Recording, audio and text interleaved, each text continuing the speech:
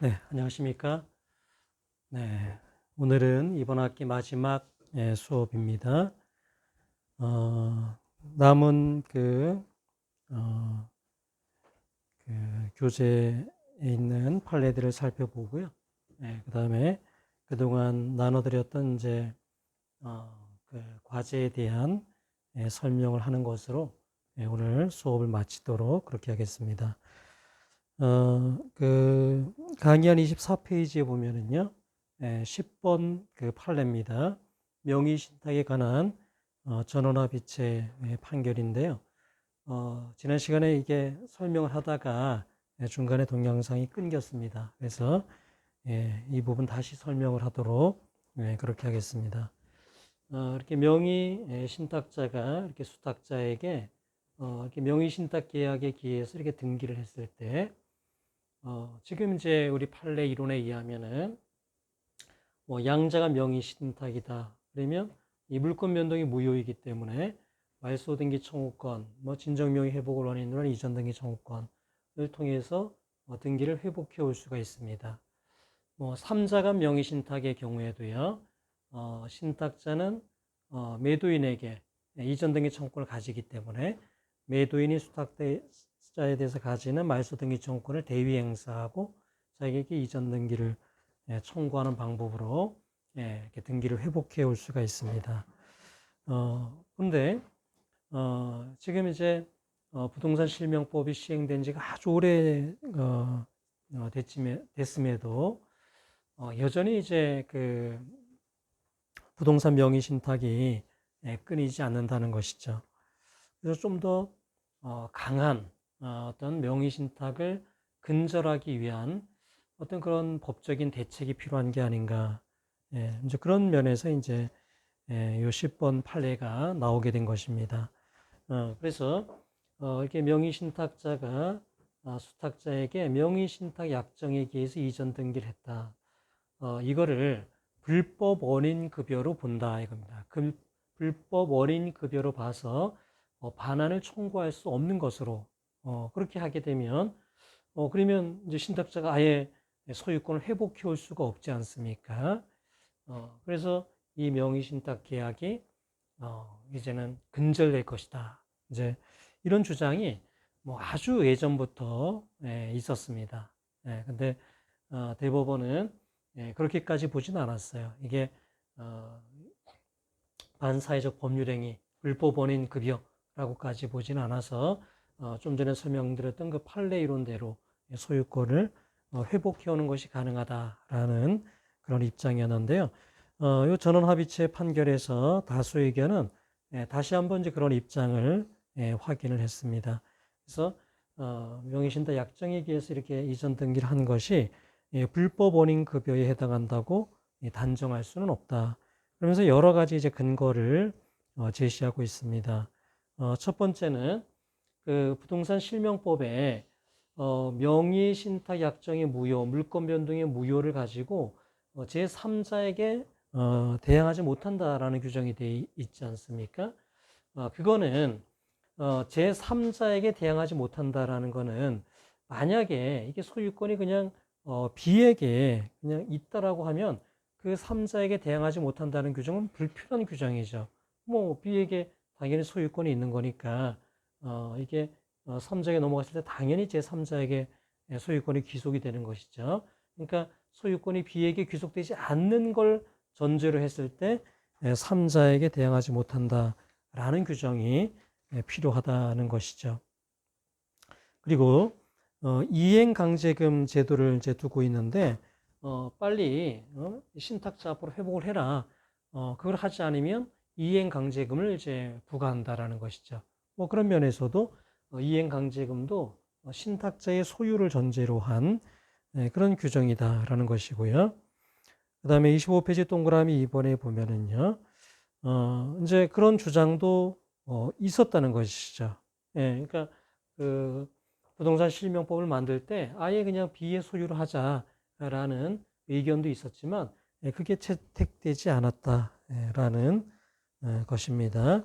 그리고 이게 이제 수탁자의 소유로 되는 거가 국민의 법권장이 맞지 않고 또 재산에 대한 본질적인 침해의 문제도 발생할 수 있다라는 겁니다. 뭐 농지법 그 제한을 뭐 회피하고자 하는 게 있다 하더라도 어떤 농지법 위반이 단순한 행정명령에 불과한 것이기 때문에요. 농지법 위반 자체가 뭐 강행법규에 위반된다라고 보기도 어렵다라고 보았습니다. 이거에 대해서 이제 불법 원인 급여로 보자라는 반대 의견도 있었습니다. 반대 의견에서는 시대 상황이 변화가 됐다. 사회 일반의 인식이 바뀌었다. 그래서 이제는 불법 원인 급여로 보아도 무방하다. 네, 그런 주장을 했습니다. 뭐 부동산 실명법이 오랜 기간 시행됐음에도 여전히 부동산 명의신탁이 근절되지 않고 있기 때문에 뭐 이거를 불법 원인 급여로 해서 신탁자가 소유권을 회복해 오지 못하도록 하는 이런 어떤 반대 의견도 이해할 수는 있습니다. 자, 그 다음에 11번 판례를 보겠습니다.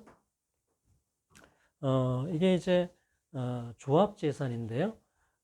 이제 A로부터 요 B 이제 조합이 어떤 이제 부동산을 이제 매수를 했어요. 이제 A 소유 부동산을 이제 매수하는데 조합의 조합원인 요 C가 매매 계약을 체결하고 이렇게 C 앞으로 등기를 했다 이겁니다. 이건 명의신탁이라는 것이죠. 명의신탁. 그래서 명의신탁 관계에 기해서 이제 해석을 해보면 이게 이제 계약 명의신탁이기 때문에 A가 선의이면 C 소유가 되는 것이죠. 그리고 뭐 A가 악이면 여전히 뭐 A의 것입니다. 어쨌든 이게 B조합의 소유는 아니라는 것이죠. 그러니까 B조합이 갖는 재산은 이 부동산에 대한 소유권이 아니고 매매 대금에 대한 뭐 매수 자금을 이렇게 줬다면은 그거에 대한 부당이득 반환 채권 그것이 조합의 재산이 된다라는 겁니다. 그래서 조합이 뭐 해산이 됐을 때 뭐 어떻게 그럼 청산을 할 것이냐, 그때 조합 재산을 무엇으로 볼 것이냐 이럴 때 이 부동산 자체가 이제 조합 재산은 아니고 이 매수 자금 이런 부당이득 반환 채권이 조합 재산으로 보아야 한다라는 판례입니다. 자, 취득 시효는 이제 지난 시간에 살펴봤고요. 자, 근저당권 설정 등기 말소 청구에 대해서 살펴보도록 하겠습니다. 여러분 교재 이제 40페이지에 있는데요. 357조에 보면 이제 근저당권에 관한 규정이 있습니다. 그래서 1항에 보는 것처럼 담보할 채무의 최고액만을 정하고 채무의 확정은 장래에 보류하는 그런 게 이제 근저당입니다. 그런데 실제로 이게 불특정 어떤 채권에 대해서 이제 요 근저당권을 예상한 거긴 하지만 현실에서는 특정 채권 뭐 1억 원을 빌려준다 이런 경우에도 실제는 사실 일반 저당권은 거의 이용되지 않고 그런 경우에도 요 근저당권이 이용되고 있습니다. 그거는 이제 근저당권이 채권자에게 좀 더 유리하게 우선 변제권이 있습니다. 왜냐하면 일반 저당권의 경우에는 우선 변제 받을 수 있는 게 원금이자 1년치 지연손해금이에요. 이렇게 제한이 있습니다. 근데 근저당권은 이게 채권 최고액만 높게 잡아놓게 되면은요, 이 1년치라는 제한이 없어요. 지연손해금에. 그래서 실제로는 근저당권이 대부분 이용되고 있습니다. 특정 채권에서도요. 자, 그 다음에 364조 제3취득자의 변제를 보면은요, 어떤 저당 부동산에 대한 소유권을 취득을 했다. 이런 제3취득자는요, 담보된 채권을 변제하고 저당권의 소멸을 청구할 수 있다라고 되어 있습니다. 그러니까 이렇게 저당 부동산의 소유권을 취득했잖아요. 그러면 이 제3취득자의 입장에서는 그 피담보 채무가 이게 어떤 채권 채구의 범위를 넘는다라고 이제 했을 때요. 그러니까 담보된 채권만 변제하면 그 채무를 다 변제하지 않아도 담보된 채권, 피담보 채권 중에 이제 어떤 채권 채구액의 한계가 있다면은 그것만 변제하면 소멸을 청구할 수 있다라는 규정입니다. 그 다음에 368조는 이제 공동저당의 경우에 어떤 동시배당의 경우에는 이제 비례해서 그 채권자가 배당을 받게 되고요. 뭐 어느 하나를 먼저 이렇게 선택해서 배당을 받았을 때는 그 후순위 저당권자는 선순위자를 대위해서 저당권을 행사할 수 있다고 되어 있습니다. 자, 1번 판례를 보겠습니다. 근저당권의 경우에는요, 일단 채권 최고액을 정하고, 채권의 최고액만을 정하고, 이제 돈을 이제 빌려주고 저당권을 이제 설정한다라는 것이죠. 그래서 이 피담보 채무액이 확정되는 이게 이제 필요한데, 자, 어떻게 정해지느냐? 근저당권의 존속 기간이 정해져 있거나 기본적 거래계약에서 결산기를 정한 때는 그때 도래가 됩니다.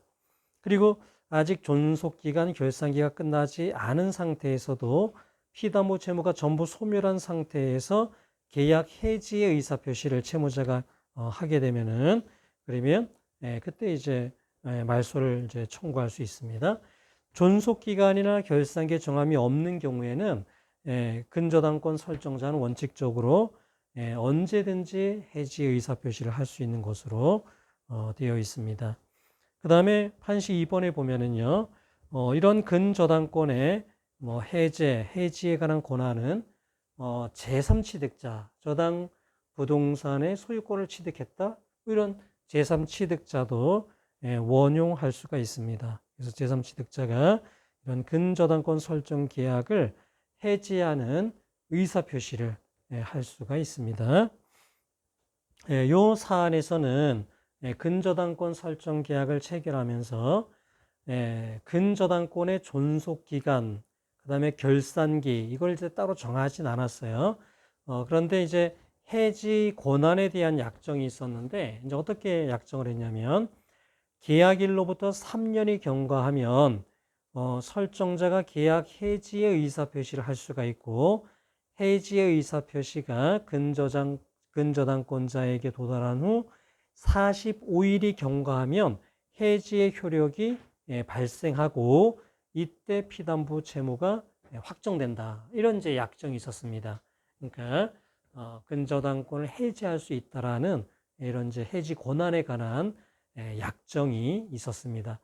보통 근저당권 그 피담보 채무 확정에 대해서 뭐 이런 그런 형식의 약정들이 많아요. 이제 어느 일정 기간이 지나면 근저당권자가 뭐 해지할 수 있고, 그리고 얼마의 기간이 지나면 그때 해지되고 피담보 채무가 확정된다. 이런 약정이 일반 거래에서도 많이 이용되고 있습니다. 그리고 제3취득자가요, 이러한 근저당권 설정자의 해지 권한을 원용할 수가 있다는 것이죠. 그래서 뭐 3년이 지난 시점에서 뭐 언제든지 계약 해지 의사표시를 할 수 있다고 되어 있잖아요. 이거를 제3취득자가 원용해서 피담보 채무를 확정시킬 수도 있다라는 겁니다. 자, 그 다음에 이제 요 판시 3번은 이제 이런 거입니다. 자, 이제 A가 B에 대해서 이렇게 근저당권을 이제 가지고 있어요. 근데 이 부동산을 B가 C에게 이렇게 매도를 했습니다. 자, 그때 C가 요 B에게 매도 대금을 이제 그 지급을 하는데요. 요 근저당권의 피담보 채권액, 뭐 채권 최고액을 공제하고 C가 B에게 매매 대금을 지급을 했을 때요. 만약에 공제한 그 매매 그 대금 있잖아요. 피담보 채권액, 그거를 C가 채무 인수를 한 것이다 라고 보면은요, C는 B가 A에 대해서 부담하는 그 채무를 전부 변제해야 근저당권의 말소를 구할 수가 있습니다. 그런데 그게 아니고 C가 그 채무를 인수한 것까지는 아니고 요 피담보 채무액을 C가 A에게 지급하고 근저당권을 설정하는 것이다. 그러니까 말소를 하는 것이다. 말소를 청구하는 것이다. 라고 하면 피담보 채무 전부에 대한 변제가 아니다 하더라도요. 담보된 채권, 뭐 예를 들어 채권 최고액이다. 그러니까 피담보 채무액이 더 큰 거예요. 채권 최고액보다. 그런 경우에는 채권 최고액까지만 담보가 된 거니까 그것까지만 A에게 변제하고 말소를 구할 수 있다는 것이죠. 그래서 이런 대법원은 이런 경우에요. 무조건 채무를 인수했다고 보는 것은 부당하다라는 겁니다. 무조건 C가 B의 채무를 다 이렇게 인수해서 피담보 채무 전부를 변제해야 근저당권 말소를 구할 수 있다라고 보기는 어렵고, 오히려 요 C가 B에게 피담보 채무액을 주고 B가 A에게 변제해서 말소하는 것보다는 C가 A에게 직접 채권 최고액 요 피담보 채무액을 변제하고 근저당권을 말소하기 위한 그런 약정으로 봐야 된다라는 겁니다. 그러니까 무조건 채무가 인수되었다라고 볼 수는 없다는 거예요. 그래서 C는 담보된 채권액 그거를 변제하면 제3취득자로서 말소를 구할 수 있다라는 겁니다. 그래서 아까 우리가 법 조문에 보면은 364조에 보면은 제3취득자의 변제가 있었잖아요. 그러니까 제3취득자는 담보된 채권을 변제하고 근저당권의 소멸을 청구할 수 있다 그랬으니까요. 그 규정대로 담보된 그것만 변제하고 말소를 구할 수 있다. 그렇게 보는 것이 타당하다는 판례입니다. 자, 그 다음에 이제 2번 판례 보면은요. 판시 1번만 보면은 근저당권의 어떤 그 채권, 담보할 채권의 그 확정이 어떻게 되느냐라는 것인데요. 이 경우에 이제 존속기간, 결산기, 이런 것들이 정해져 있다면은, 그때 이제 그 확정이 됩니다. 피담보 채무가 확정이 된다라는 것이죠. 자, 그런데, 결산기의 어떤 지정, 그게, 어떤, 이행기, 피담보 채무의 이행기하고는 다르다라는 겁니다. 그래서 어떤 그 결산기의 어떤 지정을요, 어떤 장래 지정형으로 정했다 이거야. 장래 지정형. 장래 이제 어떤 지정을 통해서 결산기가 이제 확정이 되는 이제 그런 것으로 정했을 때 그것이 이제 어떤 기한에 이행기에 정함이 없는 어떤 채무로 딱 봐서 채권 성립시부터 소멸시효가 진행되느냐? 그렇지는 않다라는 겁니다. 이 결산기의 지정은 어떤 채무의 이행기에 관한 약정과는 구별되기 때문에 어떤 채무의 이행기가 있다면 그 도래된 때부터 소멸시효가 진행되는 것이지 어떤 결산기를 장래 지정형으로 정했다고 해서 이것이 어떤 이행기에 정함 없는 그런 채무로 봐서 소멸시효가 채권 성립시부터 바로 진행되는 것은 아니다라는 판례입니다. 자, 그 다음에 이제 3번 판례입니다. 이게 그 피담보 채무가 이제 언제 확정이 되느냐와 관련해서요. A가 이렇게 B에 대해서 저당권을 가지고 있다라는 거예요. 뭐 A가 이렇게 B에 대한 저당권을 가지고 있는데 어떤 C라는 다른 저당권자가 이 부동산의 경매를 신청했다라는 겁니다. 그러면 A의 입장에서는 이게 자기가 적극적으로 이제 경매를 신청한 건 아니잖아요. 다른 이제 근저당권자가 경매를 신청한 거니까 A의 입장에서는 피담보 채무가 가급적 늦게 확정되는 것이 좋습니다. 이 A가 어떤 의도한 건 아니기 때문에 이 경매라는 것이요. 그래서 가급적 A가 요 B와의 어떤 금전 거래를 어느 일정 기간 동안은 더 할 수 있도록 하다가 최종 요 부동산이 경매에서 매각 대금이 완납이 됐다. 낙찰받은 사람이 매각 대금을 완납했다. 그러면 그 시점에서 피담보 채무가 확정되는 것으로 봅니다. 자, 그런데 요 사안에서는요, A가 B에 대해서 이렇게 공동 저당권을 이렇게 가지고 있습니다. 자, 그런데 C가 이렇게 B에 대해서요, 경매를 신청했어요. 이게 이제 채권 채구액이 이제 5억이었습니다. 채권 채구액이 이렇게 5억 원인데 C가 B에 대한 경매를 신청한 거요. 부동산에 대해서 1부동산에 대해서 경매를 신청했습니다. 그래서 매각 대금을 완납한 시점에 어떤 3억 5천만 원으로 A의 채권 피담보 채무액이 확정이 됐고 그거를 이제 우선해서 변제를 받았습니다.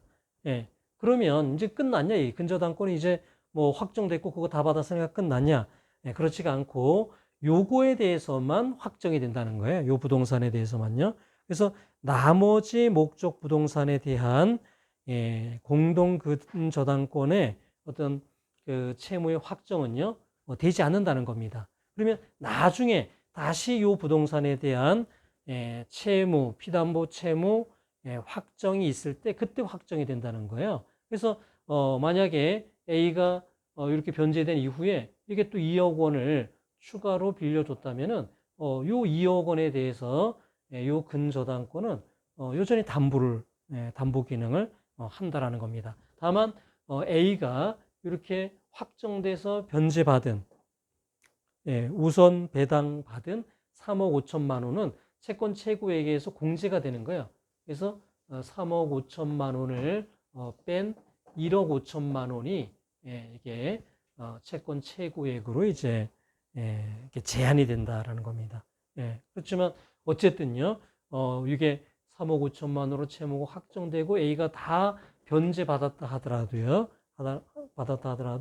여전히 다른 부동산에 대해서는 피담보 채무가 확정되지 않고 나중에 다른 확정 사유가 있을 때 확정이 된다는 거예요.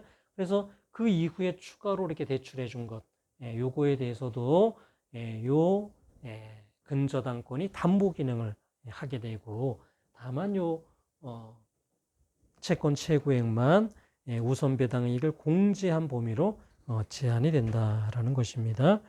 자, 그 다음에 이제 그 4번 판례입니다. 자, 4번 판례의 사안은요, 이제 이런 경우입니다. 이게 이제 A가 B에 대한 이제 이렇게 근저당권을 가지고 있는데요. 이 근저당권이 A에게서 C에게로 이렇게 이전이 됐어요. 이전이 됐습니다. 실제 이 사례에서는 이제 공동 상속을 받았다가 한 명의 공동 상속인에게 상속재산 협의 분할을 한 겁니다. 어쨌든 이 근저당권이 이렇게 이전이 된 거예요. A에게서 C에게로 이전이 됐습니다. 자, 그런데 이 근저당권에 어떤 원인 무효가 있었다 이게. 이 근저당권이 뭐 무효다 라고 했을 때요. B는 그 근저당권의 말소를 구할 수 있지 않습니까? 근데 이 말소를 구할 때 어떻게 이제 구하면 되냐면요. 이 근저당권 이전 등기는 이게 근저당권이 있다는 게 전제가 돼서 종속적으로 어떤 종속되어서 일체를 이루면서 이전이 된 거예요. 그러니까 이 근저당권은 하나라는 겁니다. 하나의 근저당권이 이렇게 이전된 것밖에 아니라는 거예요. 그래서 근저당권 설정 등기 말소, 근저당권 이전 등기 말소 이렇게 구할 게 아니고 그냥 근저당권 설정 등기의 말소를 구하면 된다는 거예요. 그런데 그 근저당권 설정 등기의 현재 권리자는 C죠. 그러니까 우리 판례의 입장은 이겁니다. 근저당권 설정 등기는 이전이 됐다 하더라도 이게 설정 등기에 종속돼서 이게 하나의 권리가 이전된 거기 때문에 근저당권은 하나다 이거예요. 그래서 굳이 저당권 설정 등기 말소, 이전 등기 말소를 구할 게 아니라 근저당권 설정 등기의 말소를 구하면 되는데 누구를 상대로 구하냐면 현재 그 근저당권 설정 등기를 이전받아 권리자인 요 C를 상대로 말소를 구하면 되겠다라는 겁니다. 그래서 근저당권 설정 등기의 말소는요, 상대방은 요 양수인이에요. 양수인. 그리고 뭐의 말소를 구하느냐? 요 근저당권 설정 등기의 말소를 구하는 것이다. 그렇게 보시면 되겠습니다. 그 다음에 이제 5번, 6번 판례는 이제 마찬가지인데요. 이렇게 좀 전에 본 판례가 이제 원칙인데요. 예를 들어서 A가 B에 대해서 가지고 있는 요 근저당권, 이거는 유효하다 이거는 유효한데 요 C에게 이전된 게 이게 뭐 채권 양도가 무효라든가 그래서 요 이전만 무효다라고 할 때는요, 요 이전 등기의 말소만 구할 수도 있다는 겁니다. 원칙적으로는 이제 요 근저당권이 원인 무효다라고 하면 요 근저당권의 말소를 요 C를 상대로 구하면 되는데 그게 아니라 요 이전 등기만 이게 무효다라고 하면 C를 상대로 요 이전 그 근저당권의 이전 등기 요거의 말소를 부기 등기의 말소를 구할 소의 이익이 예외적으로 있다라는 겁니다. 5번, 6번이 마찬가지 취지의 판례입니다. 그래서 여러분이 처음 접하면 조금 헷갈릴 수가 있어요. 근저당권의 말소 등기를 어떻게 구해야 되는지요. 잘 기억해 주시면 되겠습니다. 자, 그 다음에 이제 과제 해설로 넘어와서요. 이제 지난 시간에 이제 말씀드렸던 공유 부동산, 이제 공유 부동산이 있는데 소수 지분권자가 독점적으로 배타적으로 점유하고 있어요. 그 공유물의 전부를 점유하거나 일부를 점유하더라도 마찬가지입니다. 그러니까 이게 공유자들은요, 목적물 전부에 대한 사용 수익 권한이 있어요. 그러니까 내가 소수 지분권자라 하더라도 2분의 1이다 이거야. 그러면 2분의 1 지분권자라고 해서 이 공유물의 2분의 1 범위만 사용할 수 있는 게 아니라 이 전부에 대해서 2분의 1 범위로 사용할 수 있는 겁니다. 따라서 어떤 소수 지분권자 뭐 A, B가 있다 이거예요. 그러면 만약에 A가 이거를 뭐 배타적으로 전부든 일부든 사용한다? 그건 안 된다 이거야. 그래서 요 B는 그동안 판례가 어떻게 봤냐면은 어떤 공유물의 보존 행위로서 A에게 나에게 인도해라 뭐 이렇게 할 수가 있다는 게 기존 판례의 확고한 입장이었습니다. 이거에 대해서 이제 상당히 많은 비판이 있었습니다. 왜냐하면 지금 A가 소수 지분권자가 이거를 배타적으로 독점적으로 점유하고 있어요. 위법이잖아요. 그건 안 되는 건 맞습니다. 그런데 소수 지분권자에 불과한 B가 그거에 대한 인도를 구할 수 있다고 하면 이제는 인도를 받아서 B가 또 배타적 독점적으로 점유를 할 수가 있다는 것이죠. 그러니까 똑같은 상황이 그죠? 이 A가 독점적으로 배타적으로 점유했던 것과 똑같은 상황이 이루어질 수 있다는 것이죠. 그래서 B에게는 이거를 독점적으로 점유하고 할 수 있는 권한이 없기 때문에 소수 지분권자에 불과한 B가 이 A에게 어떤 인도를, 이 목적 공유물의 인도를 구할 수는 없다라는 것입니다. 그런 비판들이 있어 왔고요. 이 전원 합의체 판결에서 그게 이제 판례가 변경이 됐습니다. 그래서 여러분 이 판례를 잘 기억하시기 바랍니다. 아주 중요한 판례라고 생각이 돼요. 그래서 판시 1번에 보면은 소수 지분권자가요, 다른 공유자 협의 없이 공유물의 전부 또는 일부를 독점적으로 점유 사용하고 있는 경우에 이 다른 소수 지분권자가 그동안은 공유물의 보존 행위로서 나에게 인도해라 이런 청구를 할 수 있었어요. 그렇게 봤습니다. 대법원의 확고한 판례 입장이었어요. 그러나 그건 안 된다 이게. 예.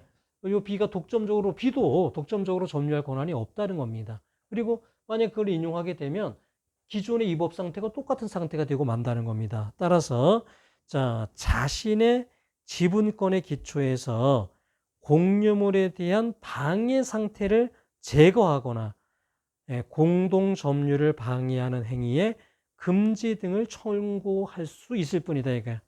나에게 인도해라 이렇게 할 수는 없고요. 그래서 이 사안에서는요, A가 여기는 나무를 이렇게 소나무를 이렇게 키우고 있었어요.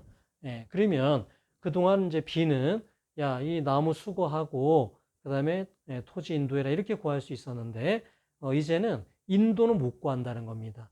방해의 제거만 구할 수 있다는 거예요. 그래서 B는 A에게 요 수목 수거하라 이렇게 청구할 수 있는 겁니다. 만약에 A가 건물을 이렇게 소유하고 있다 이거야. A가 건물을 이렇게 소유해서 토지를 점유하고 있다면은 B는 A에게 건물 철거하라 이렇게 할 수 있다는 겁니다. 그리고 그것까지만 할 수 있다는 거. 이거를 방해를 제거하는 상태. 방해를 제거하고 공유자들이 함께 사용 수익할 수 있는 그 상태까지만 할 수 있는 것이지 거기서 더 나가서 이 토지를 인도하여라. 그래서 B 혼자 단독으로 점유하는 거 이것까지는 안 된다는 겁니다. 그러니까 방해를 제거해서 그러니까 건물이 철거가 되면 나대지가 되잖아요. 그러면 이거는 공유자들이 함께 사용 수익할 수 있는 상태가 되지 않습니까? 그래서 그렇게 방해 제거나 공동 점유 방해 행위의 금지를 청구할 수 있는 거기에 그친다 이거야. 거기서 인도까지 구할 수는 없다라는 겁니다. 자, 2번은요. 자, 만약에 이게 갑이 만약에 배타적으로 요 공유 목적물을 사용 수익한다라고 하면은요. 점유하고 있다. 이런 경우에 B는요. 이 제3자에 대해서는 자기에게 인도하라라는 청구를 할 수 있는데요. 자, 뭐라고 되어 있냐면은 이 제3자에 대해서는요. 소유자, 정확하게는 공유물에 대한 지분권자로서 공유물을 점유할 권한이 있는 자신에게 반환을 청구할 수 있다라는 겁니다. 제3자에 대해서는요. 그러니까 다른 공유자에 대해서는 독점적으로 이거를 이제 점유하고 할 수는 없어요. B는요. 그러나 요 제3자에 대해서는 소유권 그리고 정확하게는 공유 지분권에 기한 어떤 반환을 자기에게 반환하라 라는 청구가 가능하다라는 겁니다. 그래서 뭐 이런 경우에는 공유물의 보존행위 이런 개념도 가능하겠죠. 그래서 다수 의견에 보면은 뭐 그게 공유물의 보존행위로서 가능하다 이렇게 명백하게 밝히진 않았는데 어쨌든 공유물에 대한 지분권자로서 공유물을 점유할 권한이 자신에게 있다. 그래서 그 반환을 청구할 수 있다라고 봤습니다. 그리고 판시 3번에 보면은요. 자, 이렇게 소수 지분권자는 다른 만약에 A가요. 2분의 1 지분권에 기해 가지고 그 공유 토지 위에 건물을 이렇게 소유하고 있다 이거야. 그러면은 그동안은 이제 이렇게 했잖아요. B는 A에게 건물을 철거하고 토지 인도할 때까지 부당이득금 뭘 얼마씩 지급하라 이렇게 이제 청구를 했었는데 더 이상 이제 인도할 때까지 이건 안 된다는 거예요. 이제 요 자식에게 인도하라는 거를 이제 구할 수가 없으니까요. 그래서 이게 변론 종결되는 시점까지 A가 계속 점유하고 있었다면 그 시점까지 부당이득 그러니까 요 토지를 혼자 점유해서 사용하고 있으니까 요 B가 가지고 있는 2분의 1 지분만큼의 그 사용이익을 반환을 해야 되겠죠. 근데 그 변론 종결 이후 부분에 대해서는요 청구할 수가 없다는 거예요. 왜냐하면 요 A가 B에게 뭐 인도하는 건 아니지 않습니까? 그래서 B가 자기에게 인도할 때까지 이렇게 그런 방식으로 장래 이행으로서 구할 수는 없다는 겁니다. 그래서 뭐 예를 들어서 A가 뭐 건물을 철거할 때까지 지급하라든가, 아니면 요 소송의 변론 종결 시까지 부당이득을 지급하라든가, 뭐 이런 방식으로 청구를 해야 될 것으로 생각이 됩니다. 자기에게 인도할 때까지, 요 토지 인도할 때까지 부당이득 해라 이렇게 하기는 어려울 것으로, 그건 안 된다라는 게 판시 3번입니다. 자, 그 다음에 이제 과제로 내드렸던 문제들을 한번 풀어보겠습니다. 자, 이제 첫 번째 그 과제인데요. 상계에 대한 문제입니다. 자, 여러분 실제 여기에 있던 그 박스 안에 있는 문제들은 제가 예전에 인하대에서 강의할 때 중간 시험으로 다 냈던 문제들입니다. 그래서 여러분이 다음 주에 보게 될 기말 시험도 뭐 이 정도 난이도의 이 정도의 유형의 문제가 나올 것이다 라고 생각하시면 되겠습니다. 그래서 시험이 그렇게 쉽진 않을 겁니다. 여러분이 청구 시지를 써보는 그런 훈련을 뭐 많이 안 했을 거고, 뭐 어찌 보면 요 과목에서 처음 할 수도 있기 때문에요. 그렇게 쉽진 않을 수 있어요. 그래서 예전에 제가 인하대 강의할 때도 아주 시험이 어렵기로 아주 유명했었어요. 그래서 모든 과목 중에서 가장 어려운 시험이다. 뭐 역대급으로 어려웠다. 뭐 이런 이야기를 많이 들었었는데, 근데 사실은 뭐 변호사 시험은 이거보다 더 어려운 문제가 나니까요.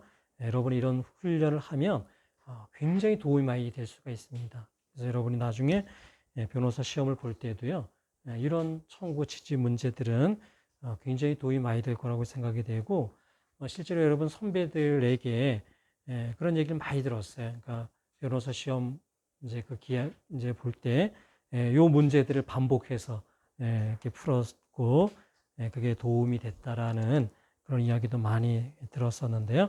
아무튼 여러분에게 공부에는 도움이 되지만 여러분의 기말 시험을 볼 때는 상당히 어려울 것이다. 열심히 이제 시험 준비하시길 바랍니다. 지금도 기억나는 학생이 한 명 있는데요. 이제 굉장히 시험을 이제 잘 봤어요. 중간 시험을. 그래서 이제 그때 학생들하고 다 같이 이제 같이 회식을 이렇게 그때 코로나가 없었으니까요. 같이 이제 치킨을 먹으면서 이렇게 이야기를 할 적이 있었는데, 제가 물었습니다. 어떻게 이렇게 정확하게 맞췄냐, 청구 취지를. 그랬더니 이제 그 여학생이 뭐라고 답을 했냐면, 이렇게 강의 안에 있는 요 박스 안에 있는 문제를 10번씩 풀었다는 거예요. 10번씩. 그랬더니 그게 굉장히 도움이 됐다라고 했는데요. 여러분도 특히 요 박스 안에 있는 요 기존 기출 문제를 10번씩 한번 생각을 하면서 한번 풀어보세요. 그러면 여러분이 기말 시험 보실 때 아주 도움이 되리라고 생각을 합니다. 자, 사례를 보면은 이제 이렇습니다. A가 이제 B에게요. B에게 이제 두 번의 대여를 했습니다. 그래서 1차 대여금은 2020년 1월 이제 3일에 빌려줬고, 2020년 6월 2일이 이제 변제액입니다. 1억이고 이제 월 1%예요. 자, 그 다음에 이제 2차 대여금이 있는데요. 2020년 3월 3일에 빌려줬고, 2020년 9월 2일이 변제액입니다. 1억을 빌려줬고, 월 2%의 이자 약정을 했습니다. 자, 그리고 이제 요거에 대해서 이제 C, 그 다음에 D가 요 각각 1차 대여금, 2차 대여금에 대해서 이제 가압류를 했는데, 가압류 효력이 이제 이것도 6월 30일이고요. 이것도 이제 6월 30일에 제3채무자에게 송달이 됐습니다. 자, 그런데 B도 A에 대해서 이제 반대 채권을 가지고 있는데, 5천만 원이고 이제 월 1%인데요. 2019년 7월 3일에 이제 빌려줬고, 2020년 7월 2일이 이제 변제기입니다. 자, 이거에 대해서 이제 B가요, 상계의 의사 표시를 했습니다. 자, 그러면 이게 지급 금지 채권의 경우에는요, 원칙적으로 지급 금지효가 발생한 이후에 반대 채권을 가지고는 상계를 못 하잖아요. 근데 6월 30일 전에 이제 B가 이미 채권을 가지고 있어요. 그러면 우리 판례는요, 어떻게 보냐면, 요 지급 금지 효력이 발생하는 시점에 상계 적상이 있거나, 그러니까 이 경우에 상계 적상이 있었는가를 보면은 1번, 2번 다 상계 적상이 있지 않았습니다. 왜냐하면 1번의 경우에는 요 자동 채권의 변제기가 아직 도래하지 않았고요. 2번의 경우에는 둘 다 변제기가 도래하지 않았습니다. 그러면 자동 채권의 변제기가 먼저 들어오는 동시에 도래해야 돼요. 그래야 상계가 가능한데 요 자동 채권의 변제기가 7월 2일이니까요. 요거보다는 먼저 도래했네요. 수동 채권 2차 대여금보다는 먼저 도래했으니까 요 2차 대여금과는 상계가 가능하다 이겁니다. 자, 그래서 요것과 이제 상계를 이제 해야 되니까요. 상계 적상일을 이제 이렇게 봐야 되는데, 변제기가 나중에 도래하는 2020년 9월 2일 이때가 이제 상계 적상일이 됩니다. 그래서 2차 대여금에 이제 요 2020년 9월 2일까지의 원리금을 계산해 보면 1억 원에 대해서 1억 원, 그 다음에 2%의 이자가 6개월간 발생을 합니다. 그래서 1억 플러스 1200만 원이 돼요. 자, 그 다음에 자동채권이죠. 자동채권의 원리금을 계산해 보면은 5천만 원이고 5천만 원에 대한 1%고 그 다음에 14개월간 발생을 합니다. 그러면 5,700만 원이에요. 5,700만 원. 그러면 변제 충당처럼 상계 충당이 이루어집니다. 그래서 5,700만 원이 2차 대여금의 요 이자 지연 손해금에 먼저 충당이 되고요. 나머지는 원금에 충당이 돼서 2차 대여금은요. 원금 5,500만 원이 남습니다. 5,500만 원이 남게 돼요. 자, 그래서 A가 이제 B에게 청구할 수 있는 건 뭐냐? 그러니까 이렇게 가압류되어 있는 건 관계 없습니다. 그죠? 피압류 채권에 대한 이행의 소를 금지하는 건 아니잖아요. 그거는 이행을 청구하는데 문제가 되지 않기 때문에 A는 1차 대여금에 대해서는 1억 원, 그 다음에 월 1%의 이자 지연 손해금을 청구할 수 있고요. 2차 대여금에 대해서는 남은 변제 충당되고 남은 5,500만 원, 그 다음에 상계 적상일 이후 2020년 9월 3일부터의 지연 손해금을 청구할 수 있으니까 답은 1억 5,500만 원, 그 중에 5,500만 원에 대해서는 2020년 9월 3일부터 월 2%에, 그죠? 월 2%에, 그 다음에 1억 원에 대해서는요, 이거 1억 원에 대해서는 이때부터겠죠. 2020년 1월 3일부터 연 12%의 각 비율에 의한 금원을 지급하라. 그렇게 청구해 주시면 되겠습니다.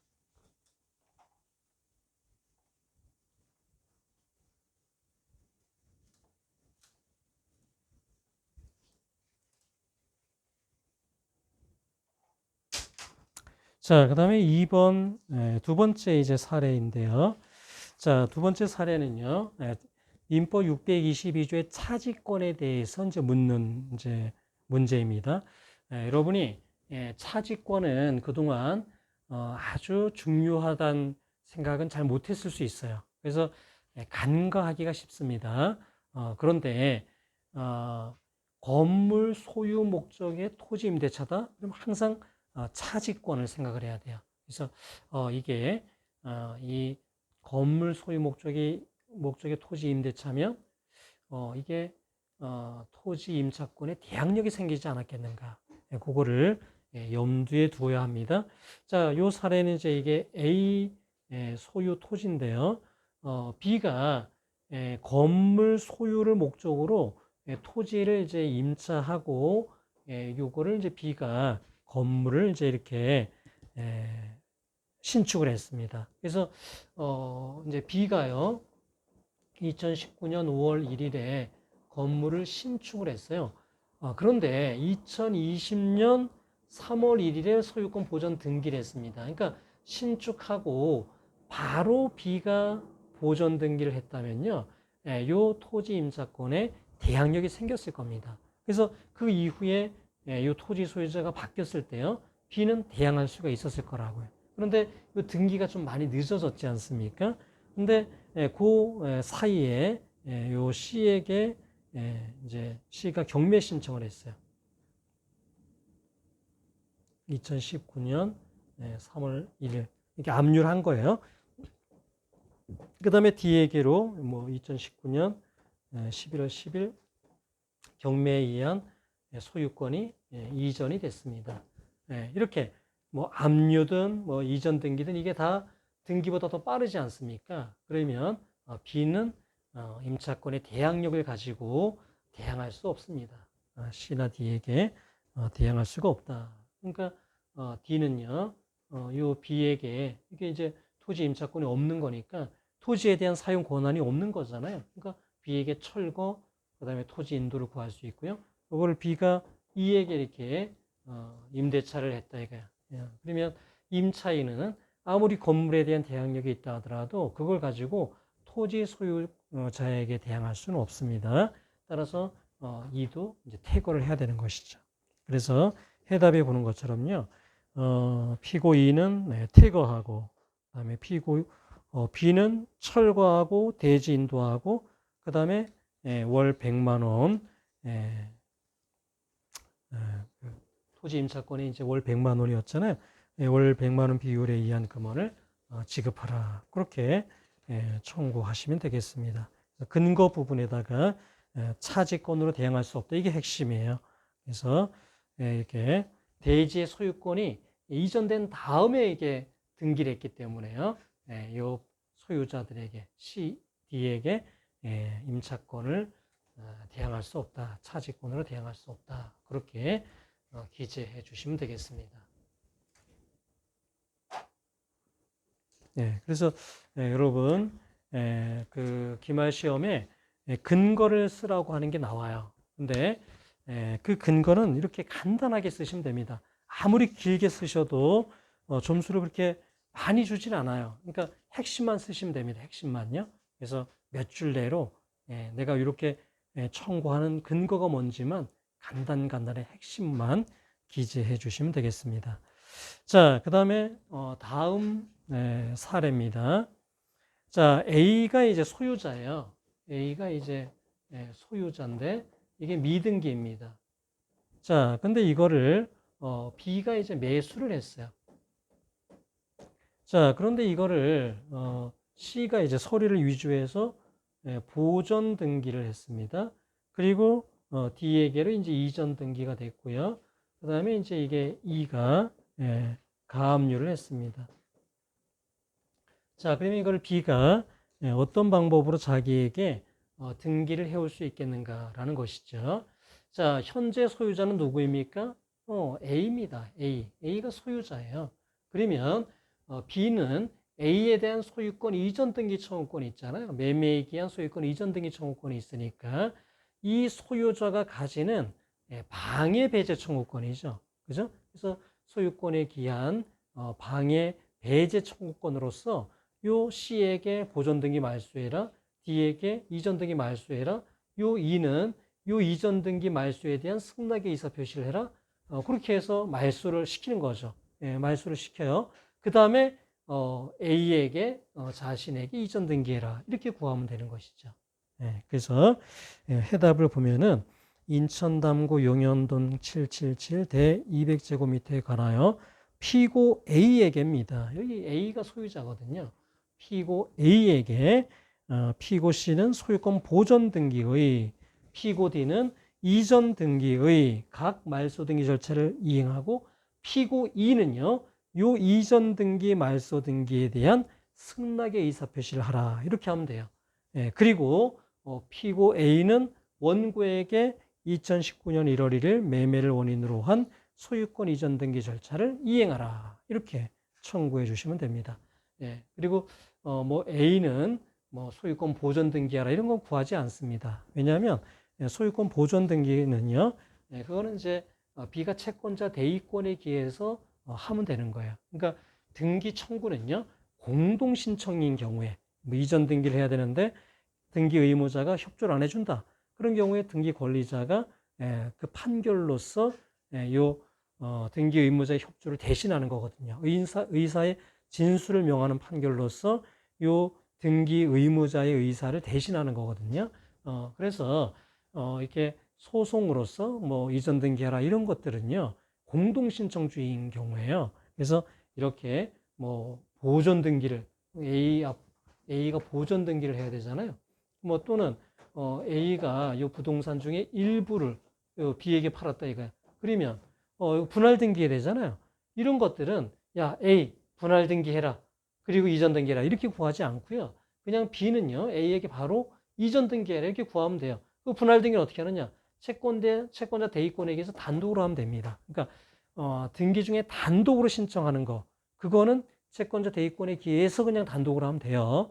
그러니까 A가 단독으로 할 걸 B가 채권자 대위권에 기해서 단독으로 하면 되는 겁니다. 그러니까 등기 청구를 하는 거는 공동 신청인 거 그런 거에 대한 청구를 하는 거기 때문에 B는 A에 대해서는요 이전 등기해라 매매기한 이전 등기해라 이렇게 구하면 되는 것이지 야 A 소유권 보존 등기해라 뭐 이런 것들을 구할 필요는 없다라는 것입니다.